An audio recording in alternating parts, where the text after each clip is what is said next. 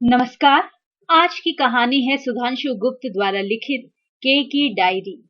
लोग कहते हैं कि कहानियां सड़कों पर पड़ी मिल जाती हैं, लेकिन मुझे आज तक कोई कहानी सड़क पर नहीं मिली। हाँ, किताबें जरूर सड़कों पर मिलती हैं। दरियागंज के फुटपाथ पर मैं अक्सर किताबें खरीदने जाता हूँ। वहां भी मुझे बेहद पुरानी किताबें ही पसंद आती हैं, खासकर ऐसी किताबें जिनके पन्ने पीले पड़ गए हों, जिन्हें लोग उपेक्षा की दृष्टि से अनदेखा कर देते हैं। मैं देखता हूँ कि लोग नई और चमकदार किताबों को ही खरीदना पसंद करते हैं, लेकिन मुझे लगता है कि किताबों को चमकदार इसलिए रखा या बनाया जाता है क्योंकि उनमें अच्छा कंटेंट नहीं होता है। हो सकता है मेरी यह धारणा गलत हो, लेकिन बरसों फुटपाथों पर किताबें तलाशने के बाद मैंने यह धारणा बनाई है। दरियागंज के इसी फुटपाथ से मैंने रूसी साहित्य के ऐसे कथाकारों की किताबें खरीदी हैं जिन्हें विश्व में आज भी श्रेष्ठ माना जाता है। उस दिन भी मैं दरियागंज के फुटपाथ पर झुका हुआ अच्छी किताबों की तलाश कर रहा था। काफी कोशिशों के बाद भी मुझे मेरी पसंद की कोई किताब नहीं मिली। अचानक मेरी नजर किताबों के नीचे दबी पड़ी एक डायरी पर पड़ी। मुझे आश्चर्य हुआ, यह डायरी यहाँ क्या कर रही है? मन में सवाल उठा। जवाब तलाशने के लिए मैंने डायरी को नीचे से खींच कर निकाल लिया। उम्मीद के विपरीत डायरी कोई बहुत पुरानी नहीं थी। मैं डायरी के पन्ने पलटने लगा कि उसके पन्ने अभी सफेद थे, यानी इस डायरी को इस फुटपाथ तक आए बहुत दिन नहीं हुए हैं। मैं पन्ने पलटने लगा। अधिकांश पन्ने खाली थे। अचानक मेरी नजर खूबसूरत लिखावट पर पड़ी। मैंने देखा डायरी पर किसी ने लिखा हुआ था। पन्ने पलटने पर मैंने पाया कि किसी ने सिलसिलेवार डायरी लिखी हुई थी। मैंने डायरी लिखने वाले का नाम देखने की कोशिश की। मैंने पाया कि लिखने वाले ने अपना नाम नहीं लिखा है, उसकी जगह के लिखा हुआ था। यह जानना भी मुश्किल था कि लिखने वाला लड़का है या लड़की। मेरी डायरी के प्रति रुचि बढ़ती गई। मैंने यह भी देखा कि डायरी लिखने वाले ने तारीखों का बड़ा ध्यान रखा था। कुछ भी लिखने से पहले उसने तारीख डाली हुई थी। मैं काफी देर तक डायरी को देखता रहा। तारीखें बता रही थीं कि डायरी बहुत पुरानी नहीं है। पहली बार मेरी रुचि किसी नई चीज को खरीदने में हुई। मैंने एक पल की भी देरी नहीं की और डायरी खरीदकर घर ले आया। घर आकर मैंने सबसे पहले डायरी में लिखे गए सभी पन्नों को पढ़ा। मुझे समझते देर नहीं लगी कि लिखने वाली कोई लड़की थी। यह भी मैं समझ गया कि लिखने वाली लड़की का नाम के से शुरू होता होगा और उसने अपनी पहचान छुपाने के लिए ही अपना पूरा नाम नहीं लिखा होगा। डायरी के पन्नों से इतना भी स्पष्ट था कि डायरी लिखने वाली लड़की की उम्र 22-23 साल से ज्यादा नहीं रही होगी। हालांकि मुझे डायरी में कुछ भी ऐसा नहीं दिखाई दिया जिससे कोई अपनी पहचान छुपाए। हो सकता है उसके घर वाले ज्यादा दकियानूस हो, मैंने सोचा। मुझे के द्वारा लिखी गई डायरी में कहानी का एक खासा मादा नजर आया। मैं यहाँ आपके लिए उसकी डायरी को ज्यों का त्यों रख रहा हूँ।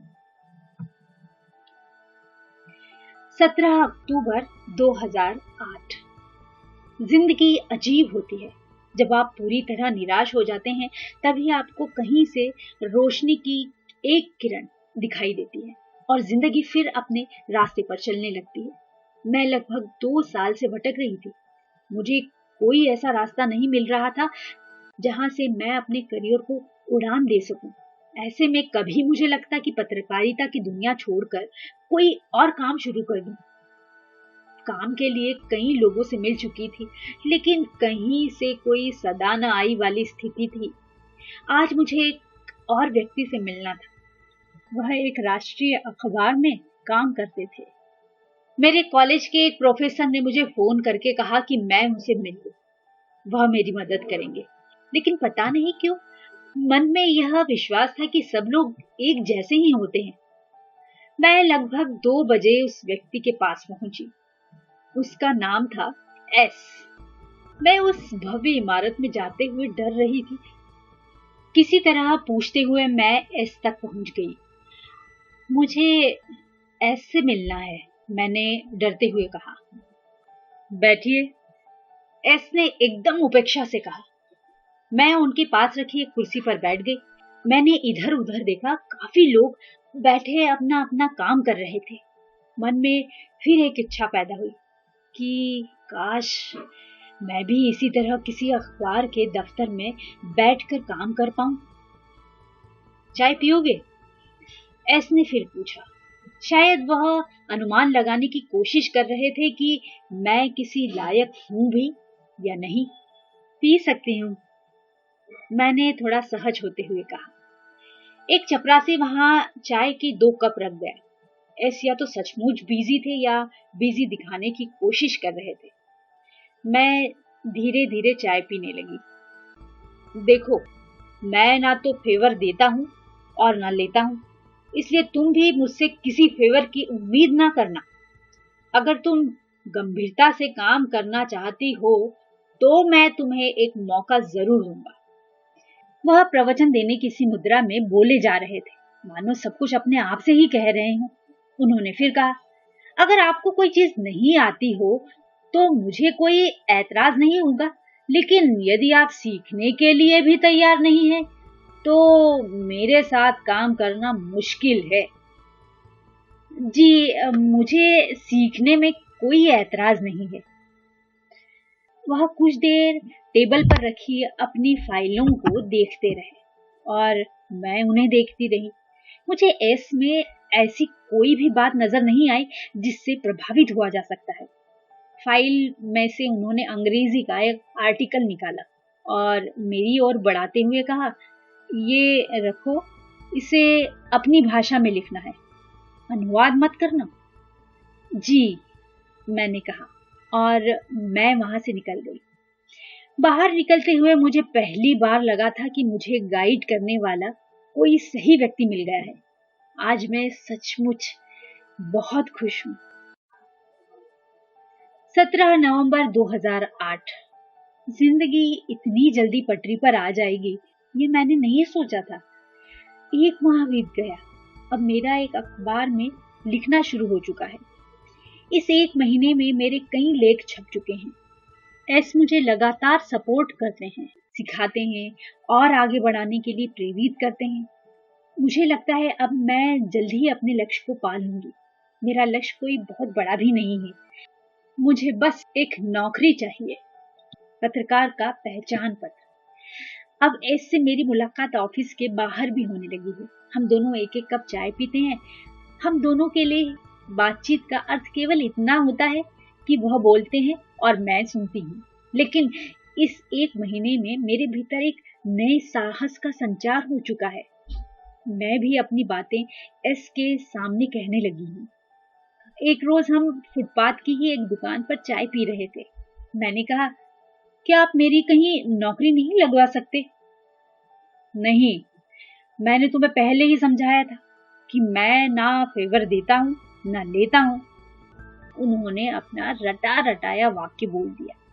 फिर कुछ क्षण रुककर कहा, मेरा मकसद तुम्हें इस लायक बनाना है कि तुम्हें अपने दम पर नौकरी मिल जाए। अब वह जहां कहीं भी जगह खाली होती मुझे फोन करके बताने लगे। मैं भी हर चीज पूछने के लिए उन्हें फोन करती। अब मुझे लगने लगा था कि जल्द ही मुझे भी नौकरी मिल जाएगी और मैं पत्रकारों की जमात में शामिल हो जाऊंगी। मेरे घर वाले जो पहले मेरे काम को एकदम बेकार का काम समझते थे, अब उसकी अहमियत समझने लगे हैं। मुझे मेरा सपना अब एकदम सामने दिखाई पड़ने लगा है। बस मुझे हाथ बढ़ाकर उसे छूना भर है। 2 जनवरी 2009। वक्त पंख लगाकर उड़ रहा है। मैं इतनी खुश रहने लगी हूँ जितनी अब तक के जीवन में कभी नहीं रही। मेरा जन्मदिन आने वाला है। मैं उसकी तैयारियों में जुटी हूँ।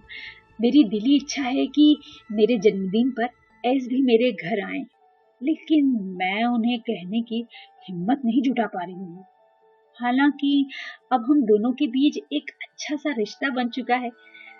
मैं दिन में उन्हें कम से कम 50 बार फोन करती हूँ, कभी कुछ पूछने के लिए और कभी कुछ बताने के लिए। उनका फोन भी अक्सर मेरे पास आने लगा है। मैं उन्हें हमेशा सर जी कहकर ही बुलाती हूँ। कभी कभी मैं उन्हें एसएमएस भी भेज देती हूँ। वह मुझे कभी एसएमएस नहीं भेजते। एक बार मैंने उन्हें लिखकर भेजा, you are too good sir ji. बाद में उन्होंने बताया कि उन्हें यही मैसेज सबसे अच्छा लगता है। मैं अक्सर अपने आप से पूछती हूँ कि क्या मैं ऐसे प्यार करने लगी हूँ? इस सवाल का मुझे कोई जवाब नहीं मिलता। हम दोनों के बीच इस विषय पर कभी कोई बात नहीं हुई। वह मेरी बहुत केयर करते हैं, मुझे लेकर बहुत पॉसेसिव हैं। किसी भी खराब व्यक्ति से मुझे नहीं मिलने देते। कभी कभी वह इस तरह बिहेव करते हैं जैसे मेरे पिता हो। वह अक्सर कहते भी हैं, मैं अक्सर अपने सपनों को तुम्हारे द्वारा पूरा होते हुए देखना चाहता हूँ। पता नहीं मैं उनके सपनों को पूरा कर भी पाऊंगी या नहीं। 8 जनवरी 2009 आज मेरा जन्मदिन है। घर में पार्टी की तैयारियां चल रही हैं। ऐसे मेरी सुबह से दसियों बार बात हो चुकी है। मैंने उनसे बहुत आग्रह किया था कि वह घर आए, लेकिन उन्होंने कहा नहीं यार, ऑफिस में बहुत काम है। मैं उन पर अब भी किसी बात के लिए दबाव नहीं डाल सकती। फिर वे कहते हैं, मेरे लिए काम पहली और अंतिम प्राथमिकता है। मैं अपने जन्मदिन की तैयारियों में बिजी हूँ, लेकिन मेरा पूरा ध्यान एस की तरफ लगा हुआ है। मेरा मन कहता है कि वह जरूर आएंगे और आकर मुझे सरप्राइज देंगे।